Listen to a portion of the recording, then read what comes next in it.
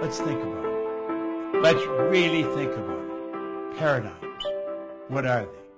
A paradigm is a mental program that has almost exclusive control over our habitual behavior. Now think about that. And here's what you want to remember. Almost all of our behavior is habitual. When you get up in the morning, you follow a routine. If you're married, your spouse follows a routine, and you don't mess around with the other person's routine. That's just the way it works. Now let's take a look at what a paradigm is and how it controls us. This is really important. Your paradigm. Let's look at the areas of your life your paradigm has enormous influence over. Your paradigm controls your perception. Paradigm programming.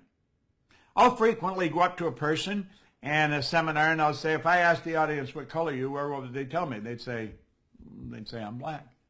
Okay? And you'd say, I'm white. But the truth is, you're not black and I'm not white. Now, everybody looks at me, where's he going?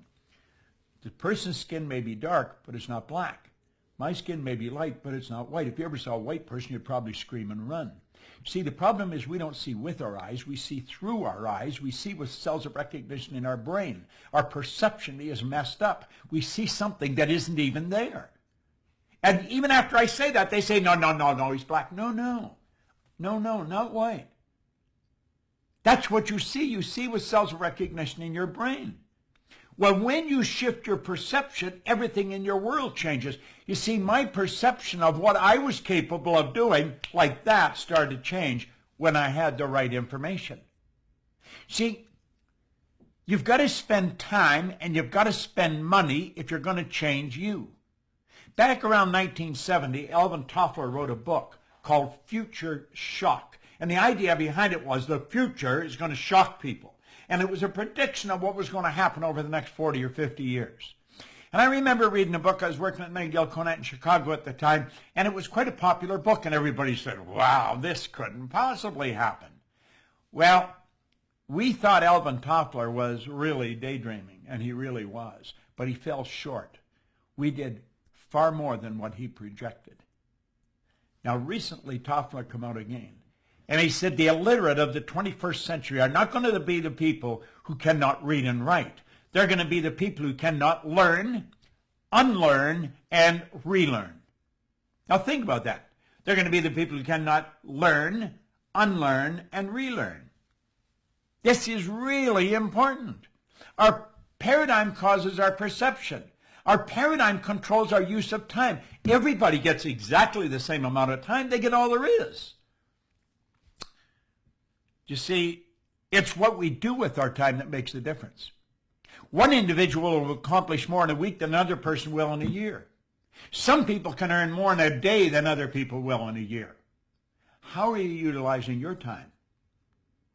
People buy time management programs. That is a joke. Time can't be managed. No one can manage time. The only thing we can manage is activities. Now think about it. Do you know the paradigm controls our creativity? We'll find people say, well, I'm really not creative. Why do we have great big companies and little wee creative departments? Because we're raised to believe some people are creative and some are not.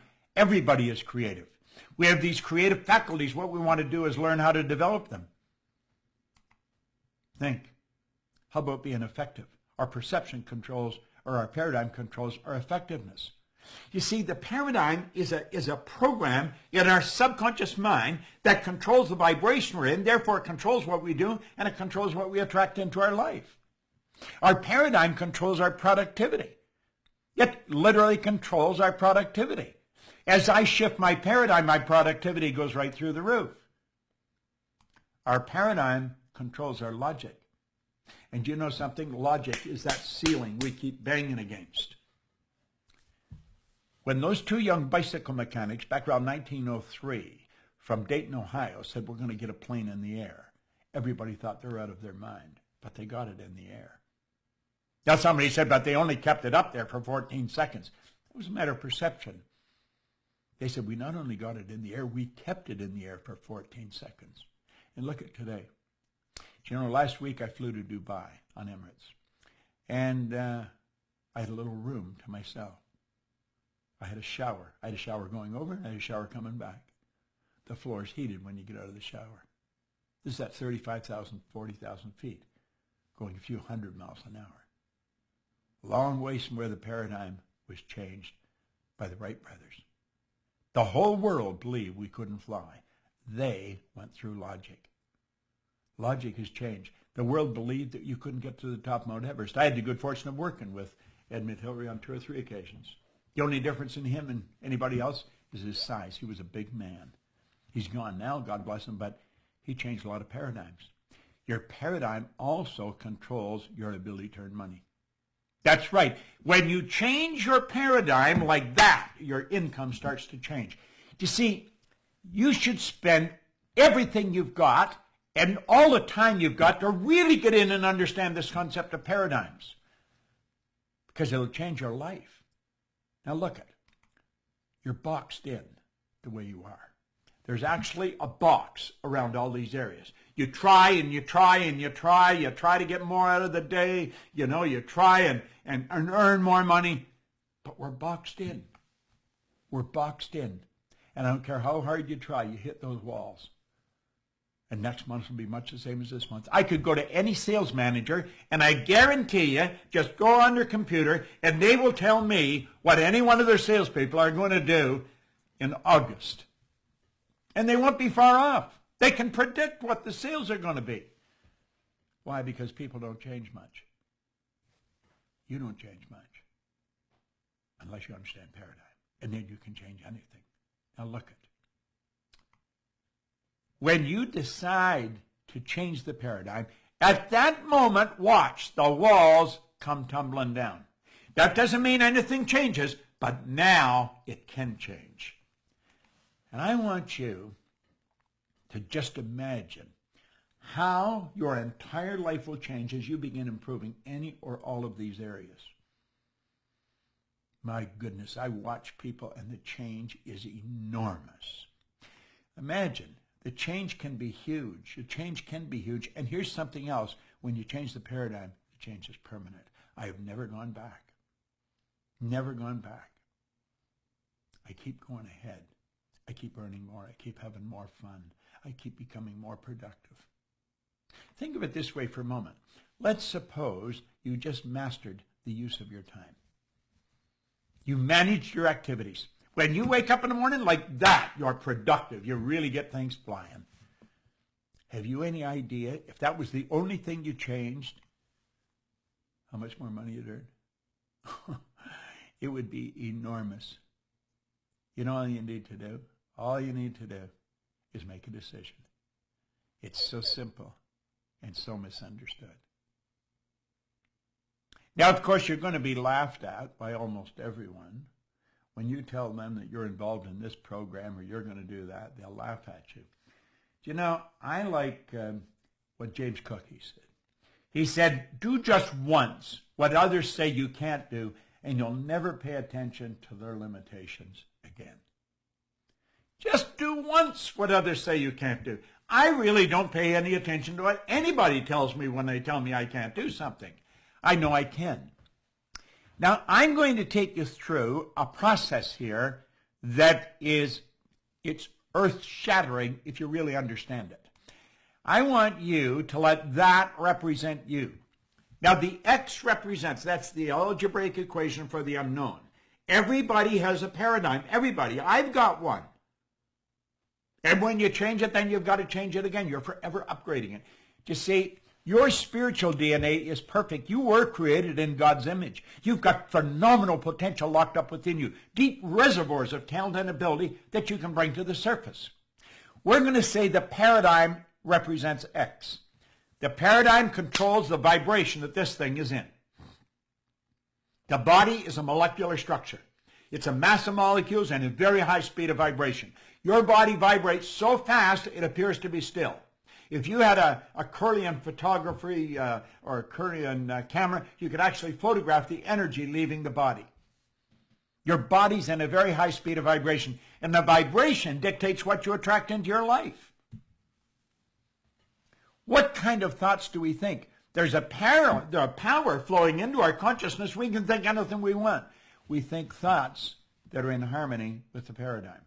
Now, I want you to listen really carefully. The paradigm controls the vibration. On a conscious level, we say the vibration is feeling. Somebody says, how do you feel? You say, I don't know, I don't feel that good today. Now, what they could say is, I'm consciously aware that I'm in a bit of a negative vibration. Or if they say, I feel phenomenal, they could say, I'm consciously aware of being in a very positive vibration. We choose thoughts that are in harmony with the paradigm because it doesn't upset the apple cart. It keeps us in the same vibration. Now, people are in a vibration that's giving them results they don't want, but they're comfortable in it. That's what you call the comfort zone. They're thinking thoughts that are in harmony with what they're doing. They may not like the results, but they feel comfortable. Now, this is a process. We're going to go ahead. So watch this for a moment. Now, that was called bondage. This one's called reason. We're going to say a why idea comes into the conscious mind. Now, somebody may be giving you a why idea about how you could change the direction of your life right now. I'm giving you one right now. I'm going to ask you to make a decision. It's a why idea. Some people have a why idea. My brother-in-law, when he was in his early 50s, he had built 3 safety supply companies for other people. He had run them and built them. An opportunity came for him to buy a small safety supply company. They were scared. My sister and my brother-in-law were scared. They were in their early 50s. They mortgaged their house, they took all their savings, and they bought this little company. They were scared stiff. I said, go for it. Well, today that company's a multi-million-dollar company. They're sort of semi-retired. Their son and his sons run the company.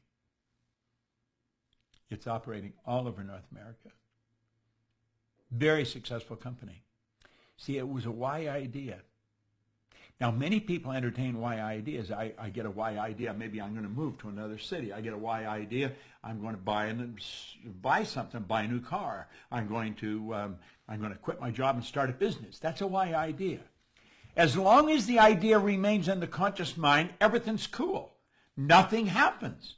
It's when you get emotionally involved in the idea, when you go to act on it, that all hell breaks loose. Now let's look at this. Here we are here. The why idea is impressed upon the X-type energy. You move into what's called an XY vibration. A barrier comes bouncing up, we call a terror barrier. Worry, fear, and anxiety strike, and like that, you're right back where? Into bondage. That happens at warp speed. You've got to realize you're dealing with the central nervous system, the most complex electrical system known to man. And that's what you're dealing with. When you get onto a track that you're not in harmony with, everything goes crazy. This is what Joseph Campbell says. The cave you fear to enter holds the treasure you seek. You should never, absolutely never ask someone else what they think you should do unless that person has already done what you want to do. Go to the experts for advice. Somebody asked me, should I mortgage my house and buy a business? I'd say, is that what you want? Then go for it. Because I'm going to tell you, I would not want to be real old, tied in a wheelchair, or in a cribbed bed. My mind is sharp as a tack, but my body spent. Looking back over my life saying, gosh, I wonder what would happen if we had done this. I wonder what would happen if we had done that. I wonder if I had listened to Proctor that time that I saw him on the computer.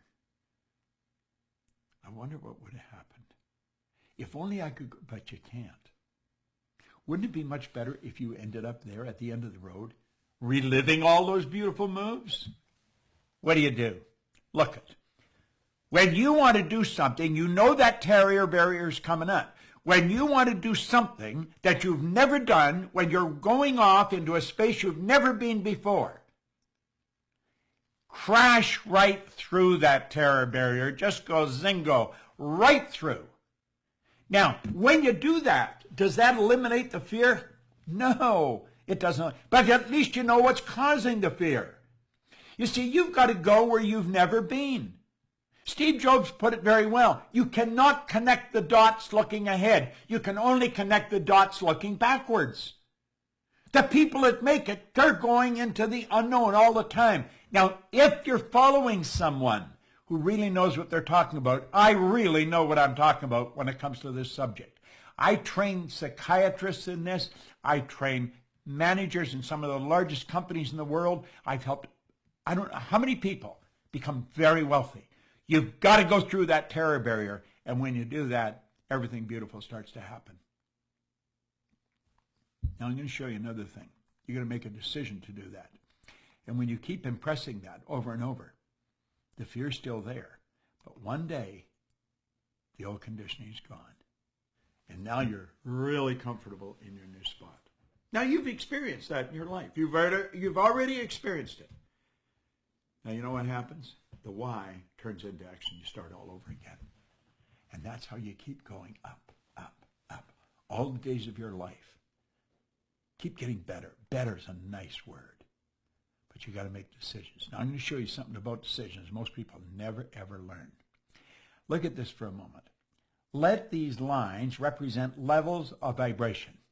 Now, levels of vibration are more commonly referred to as frequencies, and you and I think on frequencies. We think on frequencies. So let's say that these puffy little clouds represent our thoughts, and our thoughts produce our results. That's where we started, isn't it? Take a look at the results. Why do we get this? It's because of the way we're thinking. So we keep thinking this way. We're going to keep getting the same results. But we say, that's where I want to go. That's where I want to go. I'm going to do that as soon as I get the money. I'm going to do that as soon as the kids are out of school. I'm going to do that as soon as what? The results aren't going to change because the thinking changes. You see, you've got to say, I'm doing that. And the second you make the decision, you flip your brain onto the frequency that you have to be on to think the thoughts you have to think to get the good you want. Just think in your past. Look in your past. You'll say, I want that. It didn't matter that you didn't have the money. You say, I'm going to do that. And you'd always find the money. Go take a look in your house. Take a look at all the stuff in your house. Most of it you don't need. You know why you got it? Because you wanted it. When you really want something, when you say, I'm going there, I'm going to make that happen, I make the decision. Boom, boom, boom, you get onto a new frequency. Do you know, I've started, I don't know how many companies. I've never had a business plan.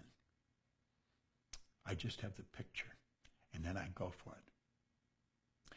You never heard Martin Luther King say, we have a strategy. No. He said, we have a dream. You got to have a dream.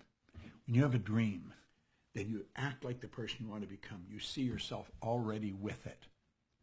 Now look at. You've got to think. You really have to think. Now you're aware. You may not be really aware. I mean, I went over that fairly fast. But now you know how to make decisions. It's not whether you can afford it. It's not whether you have the time. It's do you really want it? We had a lady come to a seminar in 2006, right around the time The Secret hit. And she started to hear me. I was teaching actually a program, The Science of Getting Rich. She had never heard somebody talk like me before. Now, this lady wasn't just some ordinary gal. She was a lawyer, a banking lawyer. She had graduated from university, the #1 banking lawyer in all of the United States. She had been educated in some of the best schools in America and in Great Britain. She graduated, she had bachelor's, a master's, a doctorate. She graduated right at the top. So naturally, the big firms on Wall Street grabbed her. And she worked on Wall Street for quite a while. Top firms. Then she went back west because she was from Seattle, and she went into business with her dad, who was also a banking lawyer. Then he left to take over a bank, and she took the business over, and she built a banking practice. She'd done hundreds of millions, literally billions of dollars in business, buying banks, selling banks, merging banks, IPOs. But she had never heard what I was teaching. And she made up her mind she was going to learn everything that I taught. She bought all of our programs. She became a consultant with our company. Then she made up her mind she was going to be my closest advisor. Today, she is my business partner. And she was listening to all this, and she was thinking of the boardrooms that she was in when they were trying to merge banks, and they couldn't get along. They couldn't figure out how to make decisions. And she thought if they only had this information. So she made up her mind she was going to put a program together. And she studied everything, and she put a program together. It was a phenomenal program that would help people change paradigms. It's called Thinking into Results. This program is designed to change paradigms. It's all over the world today. It's a self-contained seminar.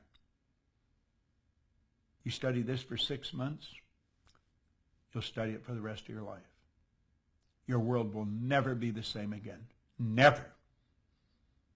Don't look at somebody else and say, what are you going to do? What they're going to do makes no difference. It makes no difference. You see, it's your paradigm that you want to think about. It's not their paradigm, it's your paradigm. You make up your mind that you're going to change you. You didn't sit down to look at this by accident. You have been attracted to this, and it was attracted to you. This can change your life just like mine. Look at, I've gone into prisons with this information, maximum security prisons. I've gone into schools. I went into the Prudential of America, the largest insurance company in the world. We raised our sales by hundreds of millions of dollars. One senior VP said that he thinks we put it over $1 billion. I've traveled all over the world with this, literally all over the world. You have an opportunity here to really study in depth what I'm talking to you about here. If you really want to make things happen, I guarantee you this will help you do it. And when you get into this, you're with us forever. And I guarantee you, a year from now, you're going to need a telescope to look back and see where you were. This program is designed to change paradigms. Sandra Gallagher is the lady that invented it. She's the president and chief executive officer of our company, the Proctor Gallagher Institute. She's my business partner. She's absolutely brilliant.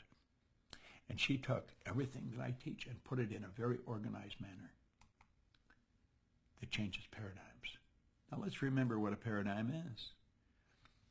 A paradigm is a mental program that has almost exclusive control over our habitual behavior, and almost all of our behavior is habitual.